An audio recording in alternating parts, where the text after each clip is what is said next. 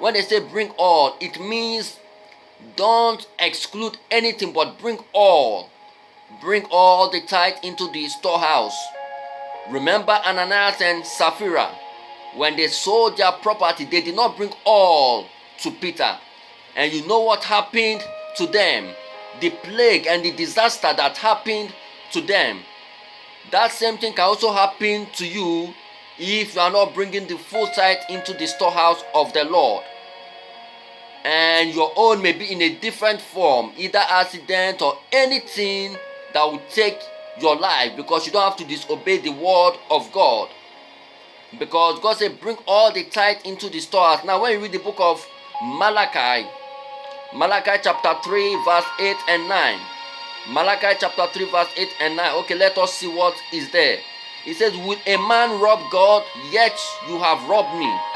But I say to you, but you say, in what way have we robbed you? In tithe and offering. And when you now read down to verse 9, verse 9 now say, you are cursed with a curse, for you have robbed me. That is to say, when you are not paying your full tithe, you have robbed God. And God said, he who have robbed him is under a curse. And the curse of not paying tithe is more than the curse from your village. The curse of not paying tithe is more than the curse any witches and wizards will curse you. It is more than all those curses. So that is why you have to pay your tithe, because if you are not doing so, you are bringing curses upon your life. So Dr. Abel Damina was not supposed to discourage the people from paying tithe. He was only supposed to emphasize on tithe mismanagement. Okay, so that was the point where I wanted to correct him.